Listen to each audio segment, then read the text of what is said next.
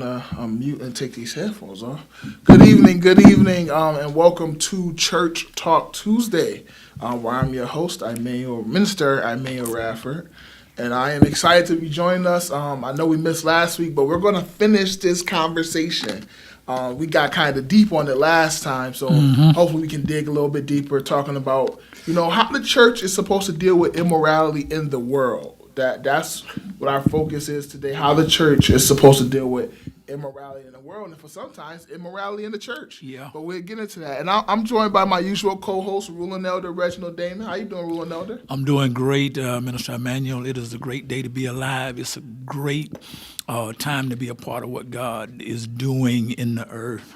And coming off a district meeting, I'm sure everybody who watches Church Talk Tuesday was there or watched. Yeah. So how was your district weekend? I thought it was a great district weekend. Of course, we had some incredible messages through the men and women of God. So it was just a good weekend all around.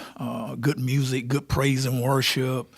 Fairly good attendance. I thought attendance could have been better, but that's just the times that we are living in. People has gotten comfortable. As a matter of fact, I've heard from some people, man, that it is so convenient for them to be in the privacy of their own homes, not having to get dressed up, not having to come out or travel, and unfortunately, many people has gotten comfortable being in that position, but I don't know how long that's going to last. I hope that ends like soon, so that we can come back together as a whole and in fellowship with one another. That's what God is calling for. Yeah, one thing people are always looking for is convenience. Yeah. So when they can find it, they are quick to hold on to it.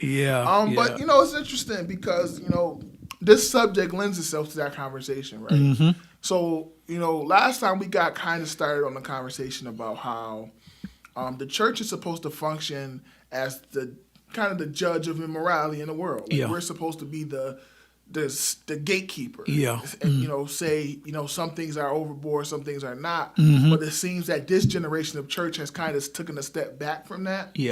And wants to be accepted more. Right? Mm-hmm. Mm-hmm. And so let's start right in the middle of church. Right. So I'm sure from your perspective, from you growing up, church used to be like the place where things didn't go on that, right? Yeah. So it was at the door, people's issues and all their problems stopped at the building.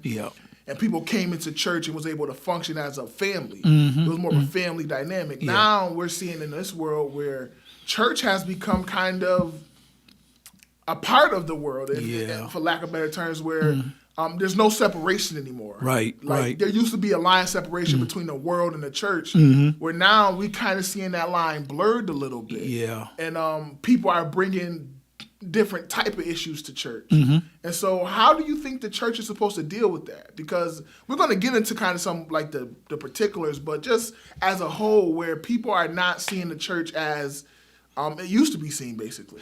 I certainly agree with what you had just said. I like to address it this way, and you've heard me say this before. From my perspective, the standard of holiness has been lowered. The lines have shifted and moved to the place that we allow things to go on in the church today that the leaders of yesterday just did not allow. They did not tolerate. And I think the difference maybe between then and now is we had leaders, we had bishops, we had people in position that was willing to call out sin as they saw it, and they did not take down. They didn't care whether people liked them or not. And we find ourselves, I think, today in a place where we want to be liked and accepted by everybody. And I don't think there's anything wrong with that. I myself, I want people to like me, of course. I want to get along with everybody. I want everybody to get along with me. But then I think when that happened, the tendency is that we'll allow some things to happen so that we can be liked among people. But in the age of yesteryear, the elders, the leaders, they spoke out against any kind of thing that it looked like sin. They would jump on it. And for the most part, people listen. But we're dealing with a different generation of people today, as we know. A lot of people is just not going to hear. Don't care what your title is before your name. Right. You can be bishop. You can be the pope. You can be apostle this, prophet that. That doesn't matter to them. They want what they want. They're going to do what they want to do. Do you think it's I mean, why though, right? So, is it a lack of respect just for leadership in general? Because you made a good point. Yeah. Like when we talk about leaders of past, Yeah. It seemed like it was a more stricter leadership, right? Where things weren't allowed to go in between the lines. The leader kind of had a grasp or like a hold of the reins, right? Yeah. And people followed. People followed, and although I'm sure there were disagreements back then. Yeah. People still followed leadership. Yeah. It seems like in today's time, if I don't agree with leadership, I'm not following, right? Yeah. And so now what we see is leaders have to walk on tippy toes to try not to offend people because the penalty for offending people in this generation is they just won't come to your church no more. Yeah. And that is, that got to be a hard thing to deal with. Yeah. Oh, absolutely. I think about yesteryears in our church, the Church of God by Faith. The leaders of that day were men of high integrity. They were anointed men of God. They were men that were in, how can I say this? They were in close contact with God. And therefore, because of their anointing upon them, they would, in many cases, pray for people. You had men of God who would pray to God, and God would answer those prayers. People would be healed as a result of their prayer, as a result of them coming and laying their hands upon them. And that in and of itself brought a high level of respect for them from the people, because they knew that the leaders were connected with God in such a close and such a great way, and therefore that respect came along with it. And I think in that day, people were willing to hear what the leader said because of things like that. But I don't know what it is. What it is. I don't know whether I can say that. The anointing of the men of God in that day is different from the anointing of the men, women of God these days. But it is true, we don't see that level of healing. We don't see that level of miracles that were performed in that day. And I think because we don't see some things happening, then people tend to lower their level of respect for us, and they feel like they can do whatever we can do, and as a result of that, then the respect for leadership is lowered and compromised. Okay, Pastor. So now I'm gonna dig in, right? So I'm gonna dig. Let's dig in, and I'm gonna give you kind of what I think. Right? Okay. So from a millennial perspective, a young person's perspective, I think the biggest issue that happened to leadership was social media. And I say that because of this, right? Can you repeat that? The biggest issue, okay, with people respecting leadership is social media. Okay. And I'll say that. I'll say it this way. I believe once leaders' lifestyles begin to come out into the public, the world begin to judge them differently, right? So before social media was here, leaders had privacy.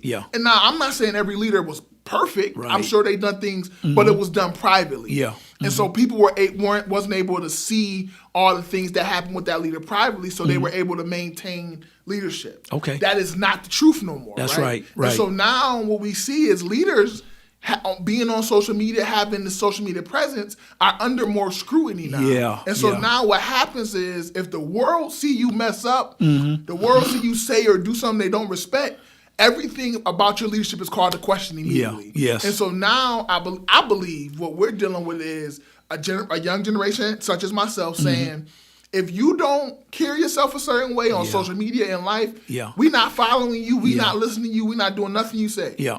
But the leader is saying, all my past leaders, they did things and they messed up too. But I think the adding of social media has made it worse. And that's from my perspective. Social media has put a spotlight on the lives of leaders who are on Facebook. There are some leaders that I know of who just refuse to be on Facebook. And as you know, even with our presiding prelate, he didn't have a presence on Facebook, a personal Facebook page or anything. And I think it was you who came to me and say, well, our leader need to have his own presence on Facebook, and it'll be a private thing, and he can post whatever he want to or respond to whatever he want to, and that was his position. And I understand that. Even with my own self, I guess if I can speak for myself, I am on social media. I have a personal Facebook presence, but I am very, very discreet about who I accept as friends. And believe me, I've got a lot of people, strange people, sometimes females who want to be friends with me on Facebook. And I'm very, very careful about who I accept. If I don't know them, chances are I'm not going to accept them as Facebook friends, just because of what you just said. Because when we're out there and we have this presence on social media, our whole lives is being scrutinized, and we have to be very, very careful. And I think if we're going to be on, for any leader that is going to be on Facebook or any social media platform, we have to be very, very careful how we live our lives in the eye of the public, because people will judge. Yeah. Okay, people will judge, and if we make a mistake, if we do anything that is in their mind out of character as being a leader, then we're going to hear about that. So I agree with the statement that you made. We're on Facebook and we're out there. So now the second part, right? So now, first let me ask the question, Pastor. How much of church is a business? And I ask that question because this is a sore spot for a lot of people who go to church, who don't go to church. The idea that now church is a business. So from a leader, you're a ruling elder, a superintendent, a pastor. How much of church is considered a business? Should it be considered a business? Yeah, absolutely. How much of it? I was thinking about what I believe the percentage of the church being a business versus a spiritual entity. I guess I would say it like this: it's probably 40% business and 60% spiritual entity. And the reason that I say that is because even the church, it takes finances to operate the church. Right. It takes finances to manage the church. There are salaried people in the church, starting in most cases, I think, with the lead shepherd. And then you have your musicians who are paid. You have, in some cases, the lawnskeeper, the janitor, and on it go, media people, and so on and so forth. Those people get paid, but The other side, I think the other 60% has to be spiritual, and that requires teaching, that requires discipling people, that requires teaching people what their responsibility is to the church, thus the kingdom of God is, which that takes up more time than it takes to do financial stuff. You can handle the financial business of the church, maybe on a Sunday. In our case, Sunday morning after the service, the finance department get together. They do their duties. They do their jobs. They make sure that the people are paid. They make sure that the bills are paid so that the house can operate. But the majority of that from a lead shepherd's position is preparation, is answering calls, is praying for people, is preparing himself to teach and to preach to God's people, to give the word. And that takes, of course, more time than it does to do the business side of the church. So I would say 40-60. Okay, so all right. So now, what's the danger of that not being that balance, right? What's the danger of the church now becoming 70-30 business or 60-40 business now, where people conduct themselves where church is a business? And I say it to say this, right? A lot of people who don't go to church, biggest pushback against church is financial. Yeah. They have an issue with the fact that the church accepts money and what's done with that money, and the church, they have an issue with the business side. Yeah. And most times that comes from experience where you're saying, I'm paying money and tithes and offering to the church, and it's not doing what I think it should be doing with the money. And so now what happens is the business overtakes the spiritual for that person. Yeah. And so now we get into this dangerous place now where the church isn't viewed as a spiritual place anymore, it's viewed as a business. And so what's the danger in that? Because, from a world perspective, that's where some people see the church at, as a business, not a spiritual place. Yeah. I think the danger in that is when churches come to the place that they are more about the business side of it, and then that they rely on what comes in through the offering plate, okay?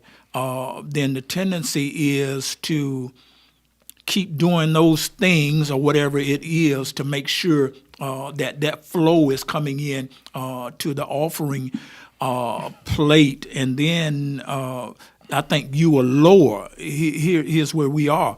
You will lower the standard, okay? And I think people will find themselves, leaders, preachers, pastors, will find themselves preaching watered down messages, so to speak, and not challenging people in the lifestyle that they are living, just allowing anything to go just to keep that financial flow coming into the church. That's the danger. That's the dangerous side of it. That not only gets the congregants in trouble, but it gets those of us who are in leadership in trouble because we've now moved away from, in many cases, I'm not saying in all cases, we move away from what God is saying to us to say to his people, and then we look for convenient, comfortable messages. We look for compromise messages just to keep people coming, and that's a dangerous place to be in.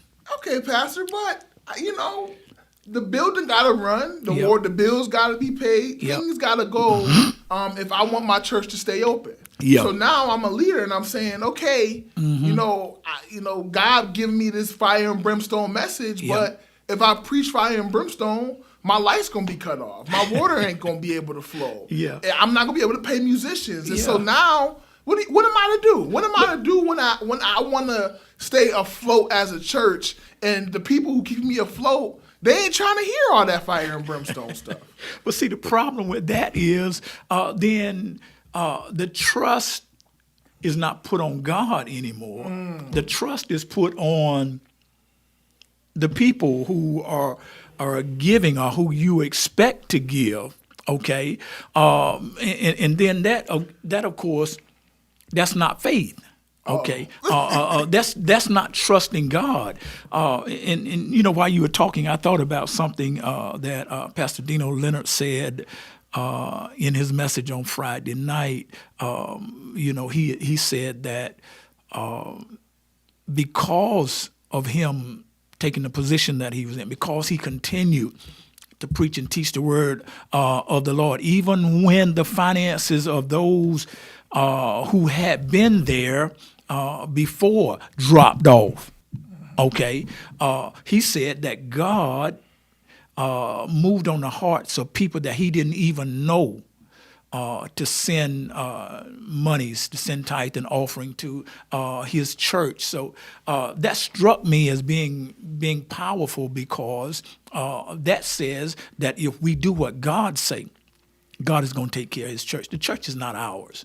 The church is God's church. I'm talking about God's church. Now, please understand that there are a lot of people who just started ministries because they saw how maybe some other church was doing it, and they saw a way to get some extra money to come into their own pocket. But I think when it's done that way, then people put themselves in a position that they have to rely on man, okay, to support the church. But the church belongs to God. God is going to take care of his church. Upon this rock I will build my church, and the gates of hell shall not prevail against it. God is going to take care of his church, the true church I'm talking about.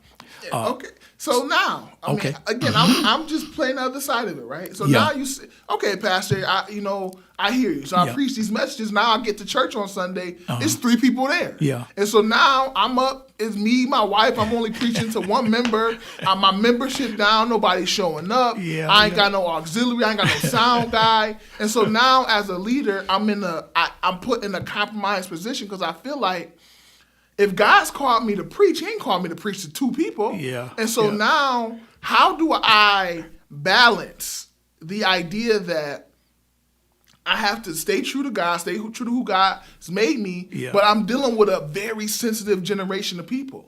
So now, the previous generation, they was able to take the fire and brimstones, and it triggered them to get better lives. That's not the truth now. And so now, how am I supposed to transition? How am I supposed to want to keep my church filled, but still preach the word of God, and also keep everything afloat? And because all of it seems like a risk to me, it seems like a risk to the church, it seems like a risk to the people. So I'm just trying to do what I see is best to keep everybody happy. Yeah, that's interesting, and I understand that that's where some people are. That's where some churches are, and I think here is where a leader need to maybe step back and take a good close look at himself or herself, reevaluate whether or not they've been called to do this.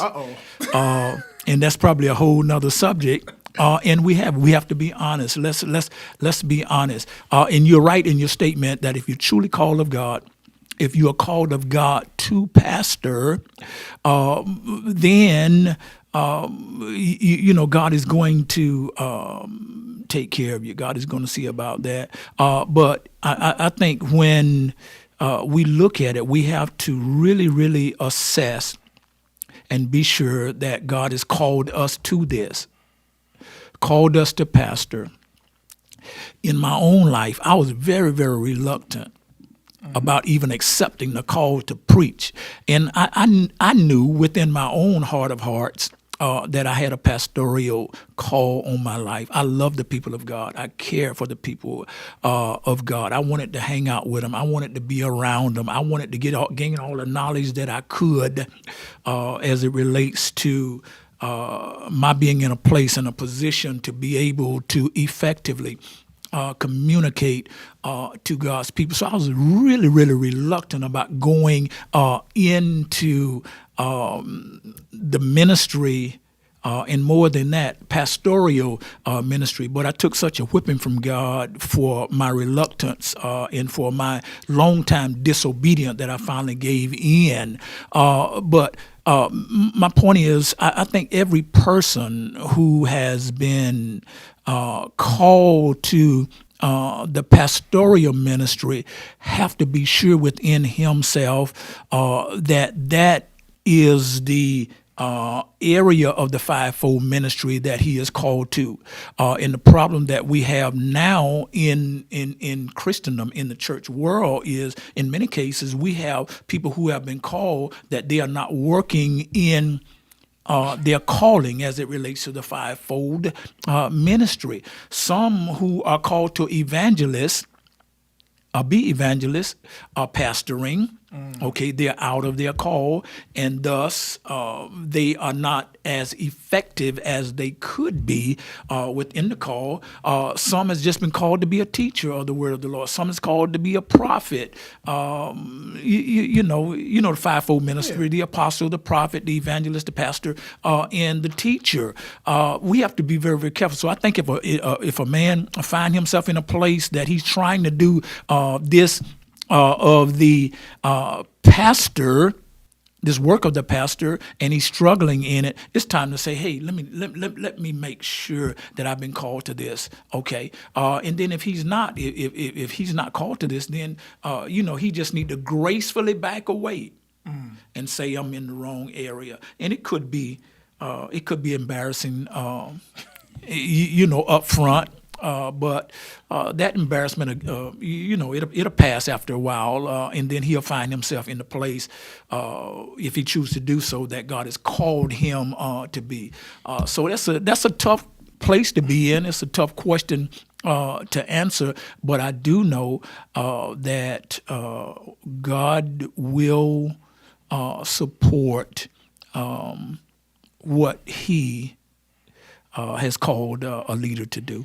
So we have a question. The question is, it was referenced earlier when we were talking about previous leaders. Yes. It says, were those men of God able to heal because the people had faith in their power to heal and do miracles in a way that people don't have faith today?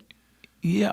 I think it's twofold. I think those elders were in a place with God that God would answer their prayers if the people had faith. So it was twofold. The people had to have faith that God was going to do it. Okay, and then the leader had to be in a place, I think, that he could ask God on their behalf. And even back in that day, the early days of our church, everybody didn't get healed. Okay, and it wasn't because of the elders. In many cases, it wasn't because of the elders not being in close contact or connection with God. Sometimes it was just people who came, but their level of faith was not at the place where that they could get that healing. So it's twofold. All right, Pastor. So now when we look at the church now, when we look at everything we've kind of talked about up until this point. Yeah. Who is to, I don't want to say blame, but where does the ball fall at, right? Is it on the fact that maybe the previous generation raised up leaders who wasn't strong enough in the word? Maybe they didn't give them enough to equip them to lead this generation? I'm trying to find at what point in our church lives, in the church's life, where it went from where the church challenged immorality relentlessly, unapologetically. We didn't have no qualms about if somebody stepped over a line of immorality, the church was there to say, hey, you stepped over a line, get back over. Where did it change? Did the transition of leadership change it? Did the generation not equip the new leaders with enough? Because now we find ourselves where the church sometimes is nowhere to be seen when it's time to question these things. When it's time for the church to reel people back in, we not there. So what happened? I think what happened is the generations change, the times change. We went from, especially in the African American community, we went from, people who were a part of the church who were maybe not as smart. They were in some cases illiterate when it came down to certain things, and they relied on the leader. They relied on the church. Church was the place that they came to get their information, whether it was educational, whether it was spiritual, or anything. They came to the church. The church was the source within the African American community. They went to the church for everything. That was their social contact with the world. But then, as the generations change, people became wiser. Our children went off to college. They got a good education, and education became prevalent in the lives of many people. And of course, when people have education, they feel like they don't need to rely on spirituality. I know I'm smart. I can read for myself. I don't need the preacher to explain it to me. I don't need the preacher to tell me what to do. I can read my own Bible. And then you have people even in our day and time who read the Bible and they conclude with their own interpretation of what the scriptures say.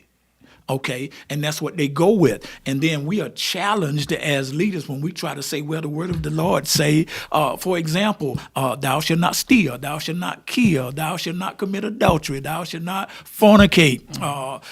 You have one, let every man have his own wife. You got to be the husbands of one wife, and so on and so forth. The scripture speaks about things like that. But then you have people who have their own ideas and perceptions and understanding. They'll go to scripture and tell you things like, well, God is love. Why is the church judging me on things like this? We just supposed to love everybody, and that's what people want to hear. They want to hear love, but they don't want to hear when it comes down to being disciplined and being held to a higher standard. I think because of that, the church is kind of we've lowered our positions to say that we'll be quiet on certain issues, and therefore, the impact that the church used to have back in the days gone by, the church don't have that same impact today. Okay, and it just becomes watered down, and it continues on from generation to generation, because as we know, each generation is wiser and wiser, and there will come a time where people is just not going to even look to the church for anything. And we're seeing the beginning of that even now. So we have another question. Yeah. The question says, could you be in an office being trained before actually doing the office? Could you be in the office and be trained? Before actually doing it. So, like, can you? So, I'm assuming the question is like, can I be being trained to be a deacon before I'm made a deacon, or like, is an investment being made to put people in positions and then train them into the position before they officially are in that position? I'm saying. Yeah, I think that's the question. The question say, could it be? Yeah. Yeah, absolutely, and I think it should be. I think for too long we've just thrust people into positions without any knowledge, without any idea of what they were doing. So done properly, they should be trained. They should be mentored.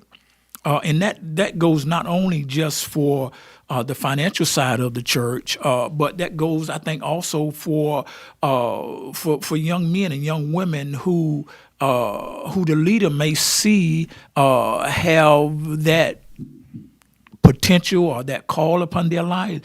Bring him alongside you, mentor him, mentor her, so that they can get a feel, they can see what it's like, they can understand, some of what the leader go through, some of what could be expected, if and when they are put in the position to do it themselves. So yeah, it should happen. Let's wrap up with this, Pastor. Mm-hmm. We definitely over time. In your opinion, what does the church have to do to get back to where it once was? In a generation where people are sensitive, in a generation where people don't want to listen to hard words, and a generation where people want to tell you, how things are gonna go, or they not giving you their tithes, or they not giving you their offering.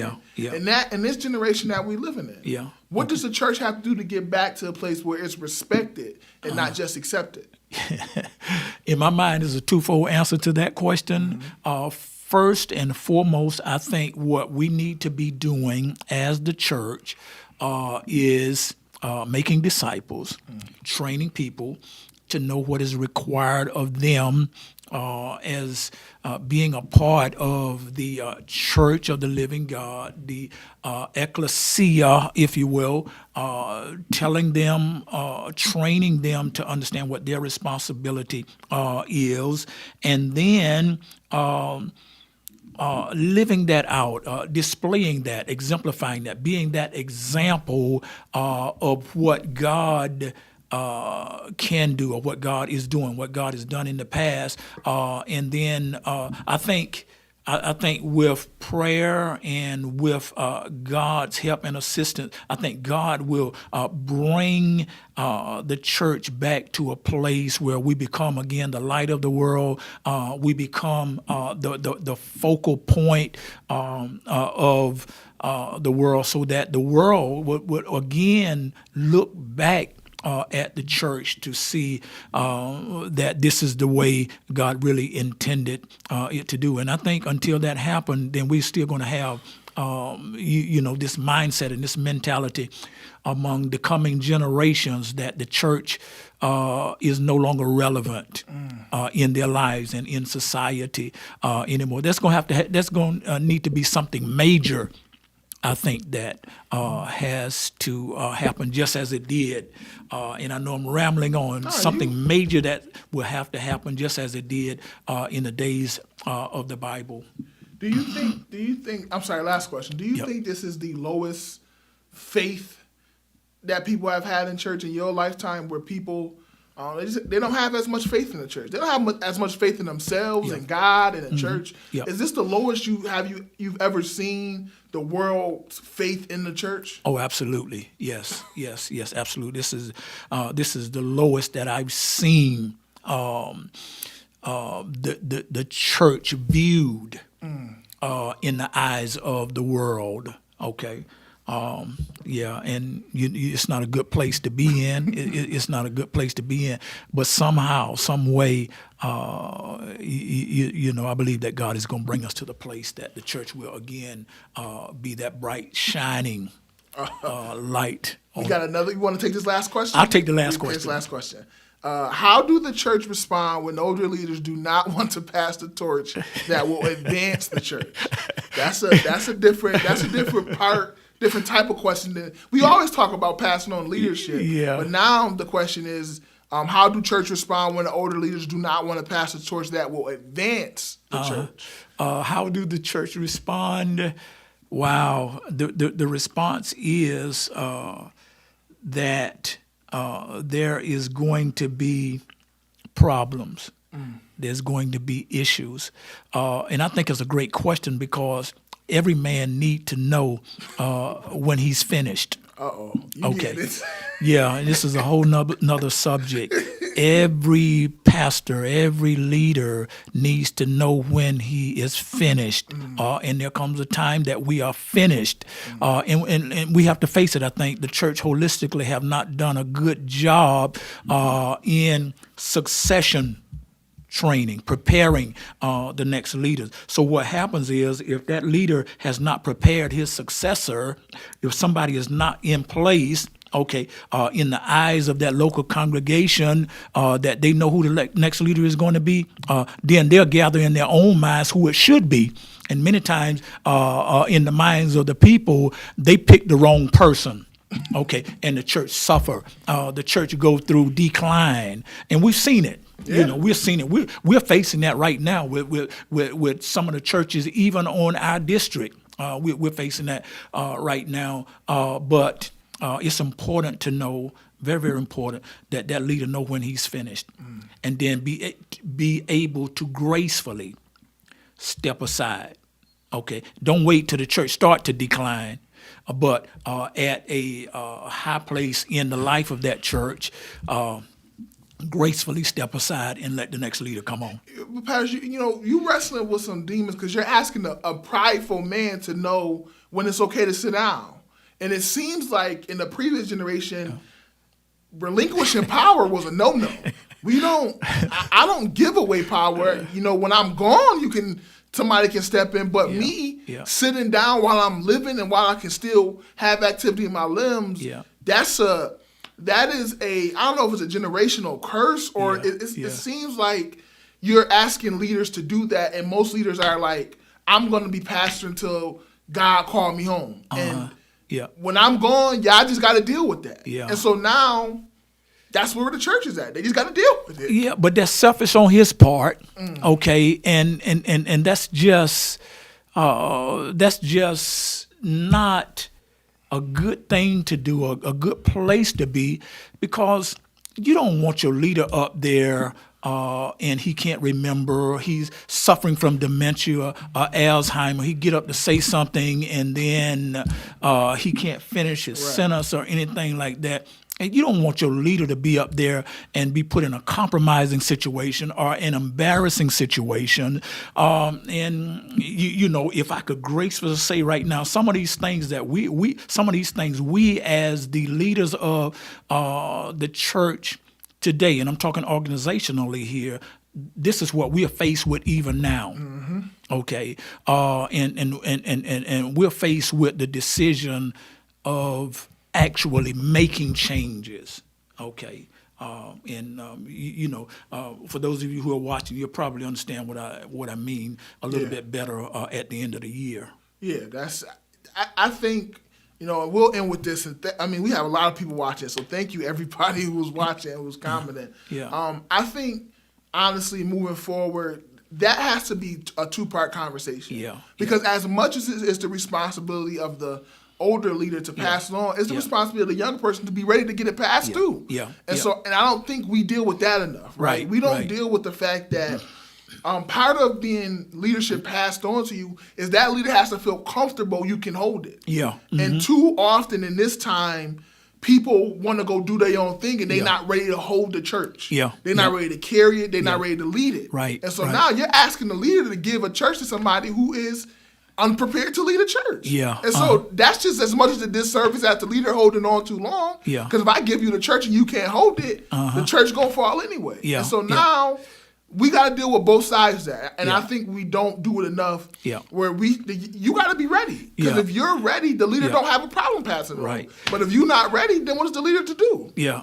We should have this conversation the next time we on Church Talk Tuesday, because there's much I could say about that, and I know it's over, but when the vision of a church has been laid out, okay, and that congregation know what the vision is, only thing they have to do is just continue following the vision of that church, no matter who the leader is. Right. The leader have to understand, the new leader have to understand what that vision is. No need to come in and change everything. No need to come in and redirect the vision off in another direction that you want it to go, when everybody, those congregants who have been there under the leadership of that exiting leader have followed that vision, and now you bringing somebody in that understands what the vision of that house is and just continuing to carry on. He's just building on what is already set. Too many times I think when new leaders come in, they try to change the vision and take the church in a whole nother way that causes problems. And we're going to talk about that next week. That's a good subject to talk about, because that is, I think that's going to be the big thing. Yeah. Right? So you talked about earlier about the big thing that has to happen. Mm-hmm. I think the way we transition leadership in this generation is going to be a big thing. Right. Because I think in this microwave society we in, too many times we trying to rush the process. Yeah. Yeah. And one thing, and it's funny because I'm studying Peter. Yeah. You can't rush that process. Right. When we meet Peter and when we see Peter at the end, that's a lifelong process that took so much time that at no point, and Peter messed up. Yeah. He denounced Jesus Christ. He cut a person's ear off. All the things that you go through. I mean, Peter is a good example of Yeah. trusting the process. Yeah, because yeah, in the sure end, is. he's performing miracles. Yeah, sure is. Because he Yeah. trusted the process. But in this generation, it's microwave. Yeah. I've been be there called right to now. preach. Yeah. I'm going to preach. I'm preaching tomorrow. I've been called to pastor. Yeah. Getting my church keys tomorrow. Yeah. It's like, whoa. The process is like Yeah, gone. that's true. But That's true. we'll get into that next week because that's deep. Yeah. Thank you everybody who's been commenting, who's been tuning in. We had a couple of new viewers, a couple of new commenters today. So thank you everybody for tuning in. Please tune in tomorrow for discipleship training. Yeah. Tomorrow night at 7 p.m. We've been talking about transformational churches. Transformational church, So yeah. please tune in tomorrow. Thank you all for watching. Thank you all for commenting.